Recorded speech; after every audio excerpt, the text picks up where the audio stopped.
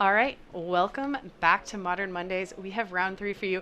And guess what? These players are both 2-0, and we've got some very spicy decks at 2-0. Josh is on Izzet, Kiln, Fiend, and Zeke is on, we have Esper Destroyer. I believe it's Esper Mentor, actually. Monastery Mentor being the signature card. So Josh with an explosive start. Banana Morphos, Serum Visions, Thought Scour, and a Kiln Fiend. The namesake card, Kiln Fiend. Essentially a prowess creature. It gets +2/+0 when you cast it. +3/0. +3/+0 when you cast an instant or sorcery. And so Kiln Fiend, very explosive, a little more vulnerable than your typical prowess creatures, but really not in a relevant way against an Esper deck, because we're not really worried about Bolt. Kiln Fiend dies to push, Kiln Fiend dies to path. Speaking of path, here it is. Get out of here, Kiln Fiend. Yeah, Kiln Fiend, very explosive card. The +3/+0 is such a huge bonus. It's very easy to kill a person. Just cast 2 spells in a team or battle rage, and that's just 20 damage. Blam, blam. Oh man, TBR. Nice. Ooh, Unsettled Mariner. Unsettled Mariner. Notably a 2/2 shapeshifter.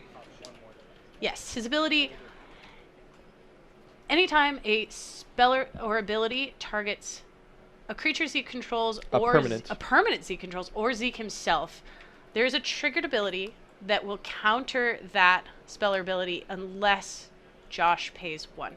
Notably, not attacks, a trigger that counters. So you gotta be a little careful. We're gonna Metamorphose. I'm gonna make 2 mana, draw a card.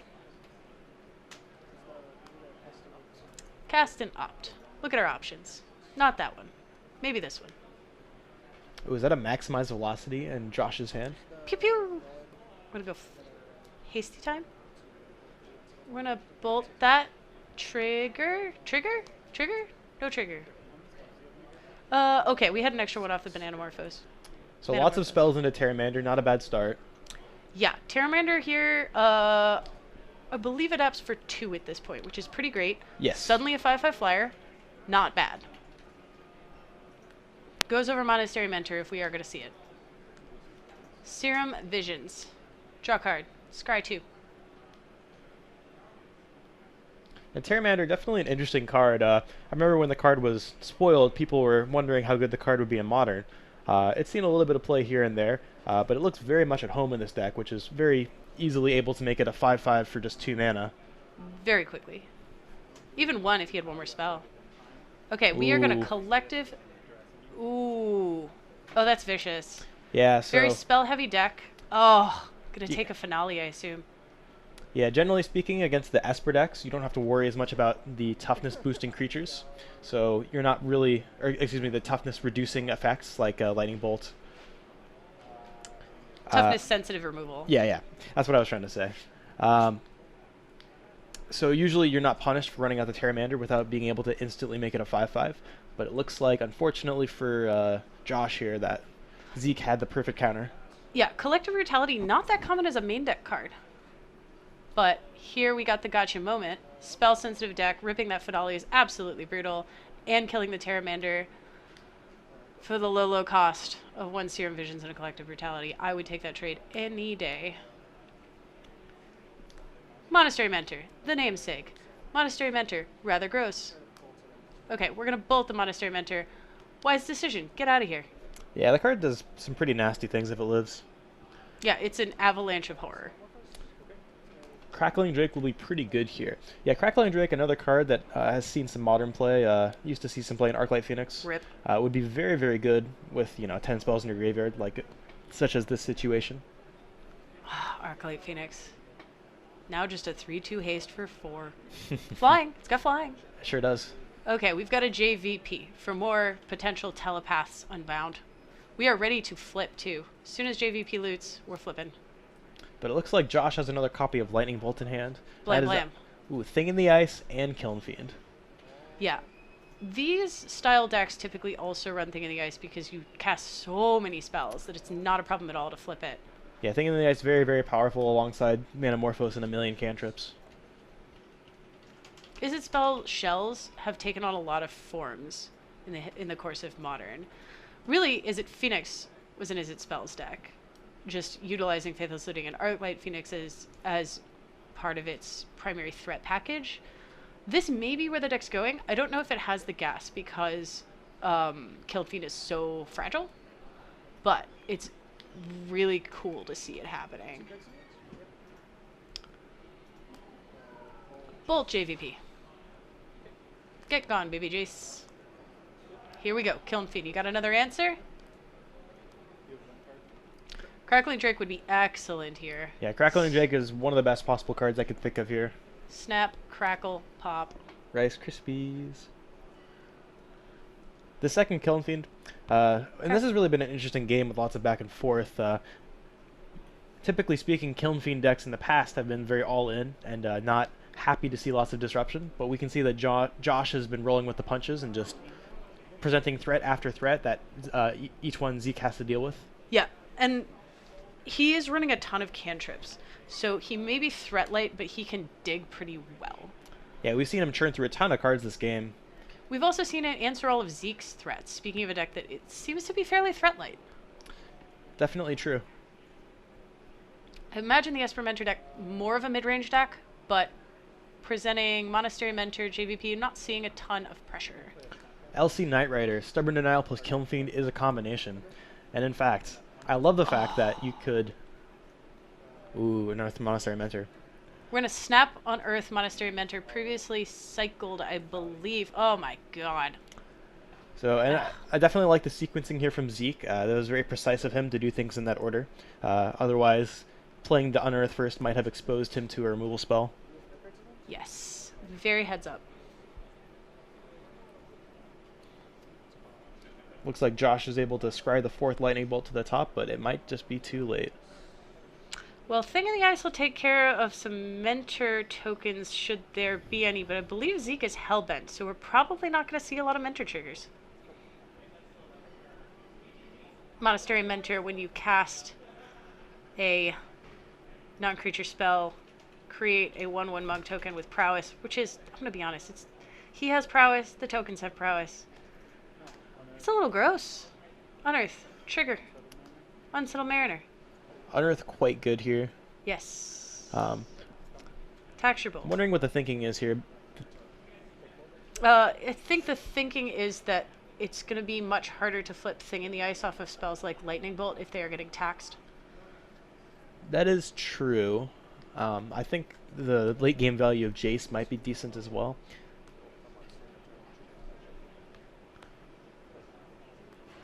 Yeah, we're just going to Bolt Mentor. Those tokens still have prowess, though, and that Thing in the Ice requires 3 more triggers, Josh with only 1 card in hand. So we're going to get pressed for a lot of damage. We're not going to be able to trigger the prowess, but... Block a 2/2, take 4, go to 12 for Josh. That is a 3-turn clock. Ooh. Oh, okay, no it's not. Here's another Mentor. This could get ugly fast. Yeah, things are slipping away here, although... Josh is definitely able to string together... oh, those 2 lands off that sleight of hand. That's not good. Yeah. Things are not looking flipped for Josh here. Well, with that maximized velocity in hand, actually, Josh is able to flip it. That's true. We can jumpstart. Blam blam. That is one hasty 9-10. Oof. Go to 6, please. All at once. Unfortunately, however, the Snapcast that was just returned to hand is likely to come down here. Oof. Maybe flashback a what path. What would you like? Well, you path could unearth. Seems good. Oh yes, no, we're targeting unearth. But what are you unearthing? Yeah, Snap Path seems the safe choice here. Just get rid of your blocker. Slam down Unsettled Mariner. We'll just rebuild. We have another Mariner in hand. I think we can put this together. And really, the raw card advantage of Zeke's deck is coming through here, yes. Despite a lot of interaction from both sides. It looks like he's sort of coming out ahead here. Yeah. Here's another thing, but Josh is hellbent. Thing in the Ice, one of the better top decks there possible. That represents a way to get back into this game. If somehow Josh can string together 4 cantrips this turn, he will actually be able to deal the last 6 points of damage. Unlikely but possible. Josh has him now on a... Assuming no spells, which is a pretty big assumption. 3-turn clock. Assuming you can trigger that Mentor even just once. It's a 2-turn clock. Ooh, finale was this an is good. This incredible is draw. good. This is going to be 3 Force triggers. of negation. Oh, that was very good. Wow. Very good from Zeke. Oh. Man, if you're Josh, you gotta feel bad about that. Yeah, that denies you 2 cast triggers, as well as whatever you were finaleing, which I assume involves Lightning Bolt. Maybe another cantrip to keep you digging. Combat. Okay. So we're coming for 9. We're gonna take 6. We're gonna block 3 of the 9. We're gonna take 6. Go to 4. So and we're done. We're done. So far. Yeah, so Zeke's deck actually, I think, grinding out more value, even though Josh's deck can dig better. He's not getting as much out of each card. Yeah, like you really need a threat and play to gain any sort of traction with Josh's deck. Yeah. Zeke with the Snapcasters, the Unearths, all of that stuff, really getting him to be able to reuse cards. Though worth noting that game was still very close. Oh, absolutely. The Kiln Fiend deck is explosive. I believe that Zeke drew that Force of Negation the turn that he played it. So if he, if he hadn't, then actually Josh would have probably won that game because he would have been able to flip the thing in the ice. Absolutely. He didn't, I think, have the last trigger, but he was going to be able to flashback a cantrip and very likely find it. Like he can Sleight of Hand and Lightning Bolt, or Serum Visions and Lightning Bolt. Or Thought Scour and Sleight of Hand. True, if he just wants to dig. But if you send the bolt... Well... Zeke was it... Yeah, it didn't matter. I think you're right. Just 2 cantrips. Get it done. So sideboard options for our players. Zeke looking at 2 copies of Fulminator Mage, a Celestial Purge, 2 Geist of Saint Traft, a Flusterstorm, a Stony Silence, a Disenchant, 2 Comball, Consul of Allocation, 2 Ashiok, Dream Render, 2 Plague Engineer, and a Disdainful Stroke. What do you like, Devin? The first 2 cards that jump out at me are Comball, which is very, very good against the mono cantrip deck. Flusterstorm, also kind of a nice one. The storm counts definitely get really high, so Flusterstorm will be able to win any counterfight that you really need to. Celestial Purge, also not bad. Even just hitting Kiln Fiend is probably good enough. And beyond that, I really don't like much. You could make an argument for Ashiok exiling the graveyard. That does come up, but it is a little bit slow. Yeah, it's slow and it's not that effective. I do love Cabal here. Flusterstorm, I think, is more of a hedge against Josh's sideboard interaction because most of his spells are pretty similar. So unless you're trying to hit Finale or sideboard interaction, I'm not super about Flusterstorm, but I think you do bring it, assuming that Josh is going to bring counter magic. Elsie Knight Rider brought up that bolting the Snapcaster was a line available, and that is true. I think that the game would have been different, and maybe it would have worked out differently if the Snapcaster was bolted instead of the Mentor there. Yeah. On the other side of the battlefield, for Josh, we have in the sideboard 1 copy of Shatterstorm, 2 copy of Anger of the Gods, 2 Surgical Extractions, 3 Aria of Flames, 2 Alpine Moon, 1 Disdainful Stroke, 2 Abrade, 2 Force of Negation. What do you like here? So I like Surgical here because it can deny you a lot of that Snapcaster value that Zeke's leading on pretty heavily. He has Unearth as well as Snapcaster. I like Anger here. It stops the Unearth plan. It's going to exile. I mean, it hits everything in his deck. And so I do like the board wipe that exiles. I'm not sure that I love that much else here. Yeah, I mean, I think that Arya is also worth considering, but beyond that, not really a ton that I want. Yeah, I think Aria Flame is one of those cards if maybe if he can't push through on the ground, which can be difficult with all of those tokens. Because mostly on the Thing in the Ice plan, Kiln Fiend not very good against Zeke. Also, just lining up well against things like Path to Exile is pretty nice. It looks like both players are keeping. Yeah, I saw a Thing in the Ice for Josh as well as a Thought Scour at the very least. I think you really want to be on the Thing in the Ice plan here. Kiln Fiend not exactly great.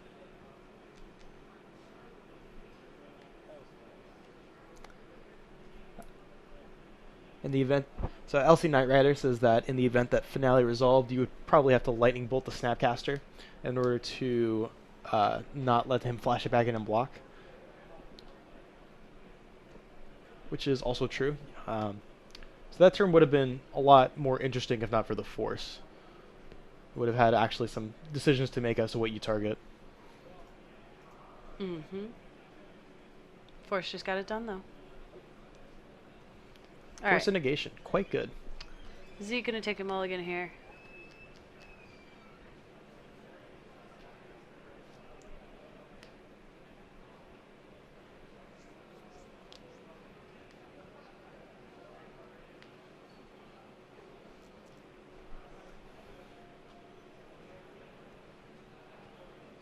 Yeah, LC Knight Rider pointing out that the finale using the bolt to kill the Snapcaster so you don't bounce it, and use the Slight to try to flip the thing because you don't want to bounce the Snapcaster again and have your Thing in the Ice passed because they don't believe that Thing in the Ice was lethal. I think that there were 2 lands in play, untapped, on that turn. Anyways, looks like we had a Flooded Strand from the Kiln Fiend deck. And then we have a Marsh Flats into a Serum Visions. So both players just Watery Grave. Doing their early game actions. So Zeke gonna go to 17 here. Interesting that Josh did not cast a cantrip turn 1. Oh, so Hallowed Fountain, my mistake. Most likely has a threat turn 2 that he is saving his Prowess triggers for. He has a Thought Scour in hand, so he may be on the plan to Thought Scour end of turn. That also would make sense. Or opt.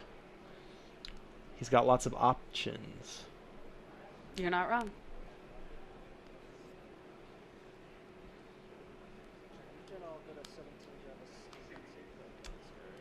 Flooded Strand, Steam Vents, gonna Thought Scour.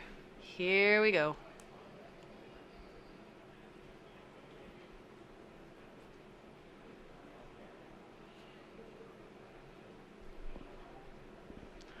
Alright. Let's see what you got next turn. Do we have a Kiln Fiend? Do we have a Thing in the Ice? I know we have a Thing in the Ice. Do we have a threat? Oh, Surgical came in, and Surgical's gone.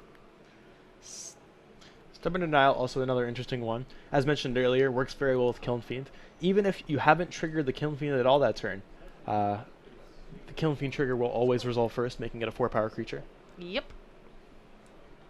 The most stubborn Fiend. I love that swamp that Zeke's running, by the way. So we're just going to see a push on that Thing in the Ice. None of that nonsense. That swamp is real pretty. You can tell a lot about a man by the basics he used. 100%. Yeah, Josh as well. Is that Ice Age? It looks like it. I believe that's Ice Age, that mountain. Here's another Thing in the Ice. Push one, get another. What do we got, Zeke? Do we have a land drop? Uh-oh. Oh, we do. Okay. We're going to go to 16. Zeke does need to be careful. I don't know. Temur Battle Rage able to just kill players out of nowhere. Very dangerous. Blam. Nothing like flipping your Thing in the Ice with a Temur Battle Rage. Oh, snap. Push. So Zeke really need to exile that Fatal Push there.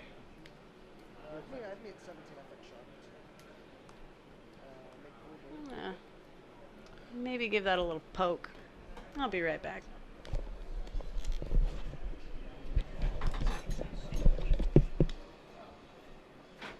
Exile or Fatal Push.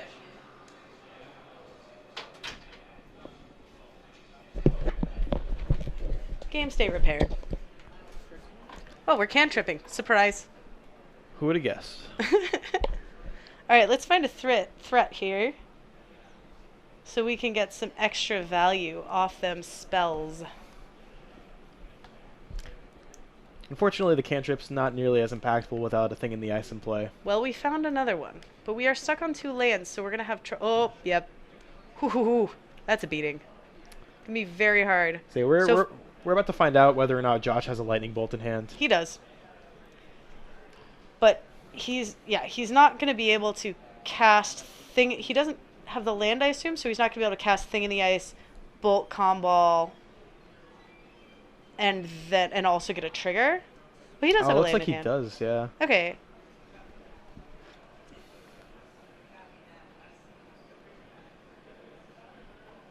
Comball notably triggers on non-creature spells, so I think John here did have the option to shock a Steam Vents.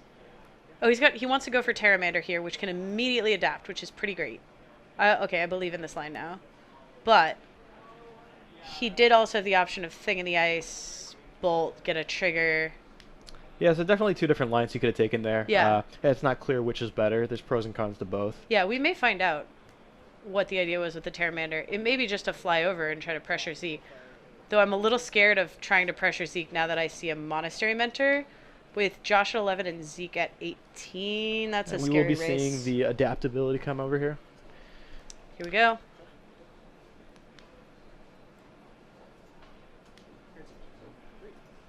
All right. Do we want to be pushing here? I think if we play the Thing in the Ice, we do. It's enough blocking, I think. Yeah, I mean, I think that if you're in Josh's position, you really have to keep in mind that the long game really favors Zeke with his stronger card advantage, 2-for-1s. Zeke's also tapped down, so he's not going to untap with a token that's not summoning sick. So the Thing in the Ice will keep Josh's damage, the damage that Josh takes on Zeke's attack down to 2. Yeah, Thing in the Ice, sometimes just an 0-4 blocker. That's all you need. Steel wall. Real valuable. Doesn't eat bolt. Blocks a lot of stuff. Blocks stuff out of humans. The old Kraken hatchling. I honestly wonder if Josh boarded out the Kiln Fiends, and if he did, I kind of like that. Looks like he has one in his hand right now. Okay. Maybe he went down on them. It's possible. It's also possible he wants to maximize the number of threats in his deck just to unearth on combo. They just don't line up incredibly well with all of the blockers that Zeke has available. We're gonna. I wanted to respond to. Sure, but I already passed this here. So these guys, this is 3-3, this is 2-2. Okay,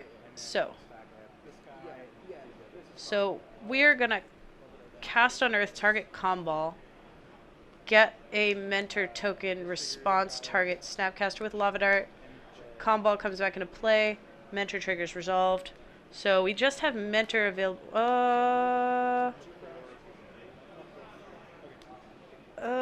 Was one of those summoning sick? That actually was. Yes, I do believe. It looks like it doesn't matter in the end because the token just bounced with the Thing in the Ice anyways, but that is worth noting that that monk should not have been able to attack. Talk to Zeke. Was that Mentor token summoning sick?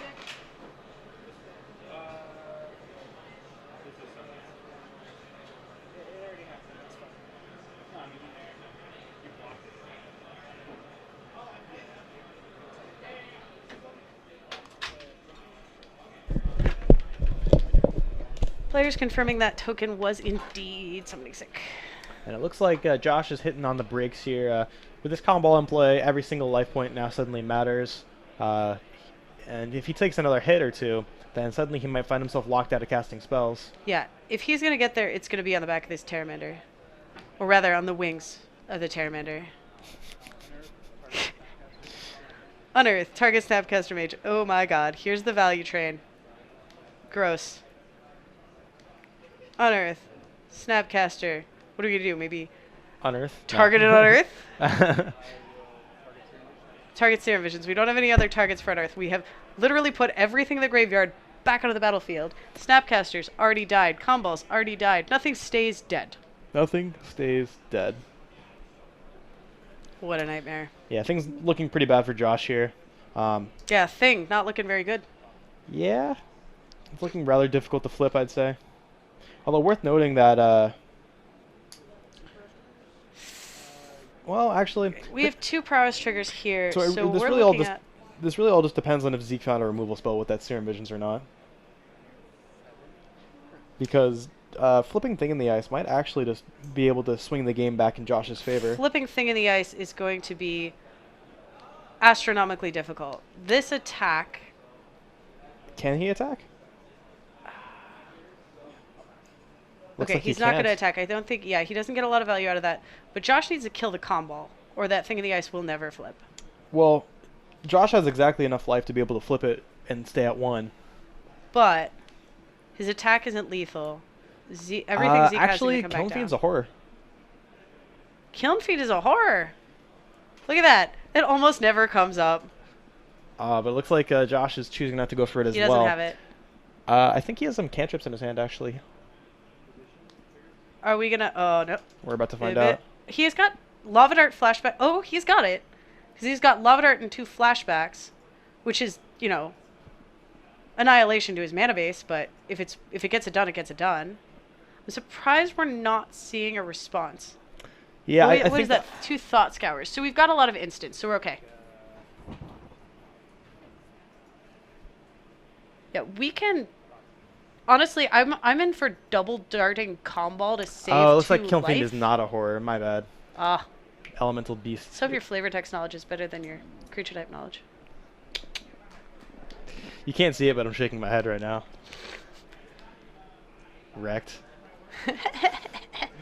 And swing out. If Tough we pressure audience. your life total enough, that thing is never ever flipping. So we need to flip it right now. Unless the Comball dies in combat. I wouldn't mess with that. I would dart Comball, dart again, take the 4, cast another cantrip, don't take 2 more, flip thing, stop the attack. It doesn't get you all that value out of the Kiln Fiend, but yeah, you're gonna need like a maximized velocity or something to really maximize this. But we're gonna do it anyway. I'm surprised we're not double darting unless we're lining up some math to just go face. But I don't think we are. I would double dart. What does the double dart do? Kills Comball, makes your 3rd cantrip not cost you 2 life. Comball's a 2/3. Oh, my mistake. But it looks like with just 1 life point to spare, Josh is able to flip this thing in the ice, which is looking to be his only hope this game. But I don't know why we didn't. I guess the attack wouldn't have been lethal last turn. 3, 6, 9, 10. I mean, especially because... Okay, if he'd done it on his turn and bounced Zeke's board, I believe he had a lethal attack. Zeke also gains 6 life from the Comball when you do that. Right, but Josh is looking at 10 damage off the Kiln Fiend, 5 damage off the Terramander, and 7. So we're looking at 22 damage. But I believe Maybe that... not enough. I believe that the... Right, but Zeke has nothing hasted. So then he's going to swing in for another 5 in the air next turn. So I think that might have been a lethal line. Might have. Looks like we're definitely going to see that fetch line go to the bottom. Not very useful in this situation, but that Finale of Promise, quite the promising top deck. See what we can do here. Very, very for close game 0, here. not really it. Take 7. Jason's Prodigy. Not enough pressure. It's a 0-2. Not very good attacking. Nope. So we've got a Terramander. No blue to adapt, but we can do that next turn, assuming it lives.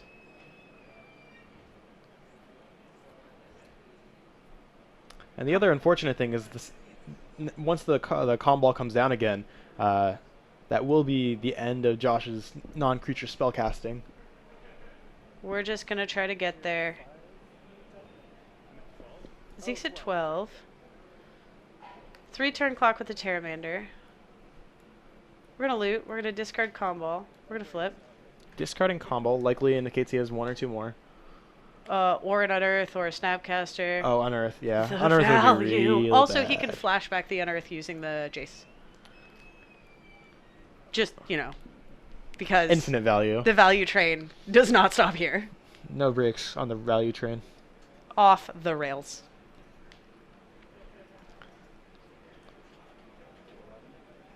Alright. We're going to fetch. We're going to 11.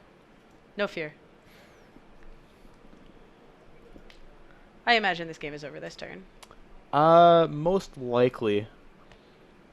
I can't really think of anything that would be in Josh's deck that would be able to get him out from underneath the Comball. Minus Jace. Target Unearth. Unearth Snapcaster. Oh my god. Target Unearth. Cast Unearth. Unearth. Oh. This is so sweet. The value never ends. Just one Jace activation gave us Snapcaster and Comball and 2 Mentor triggers. This is great. I love it. That was quite the game. I love these decks. These are inventive. Yeah, that was a really good game, actually, yeah. Yeah, newer tech. I'm not sure if Kiln Fiend really has it, but I mean, It got this close. is a matchup where Kiln Fiend's at its weakest against the mono disruption deck. Absolutely. You know, a deck that's going to generate more value, a deck that has a ton of removal. Ton of removal, ton of chump blockers. Yeah. All right.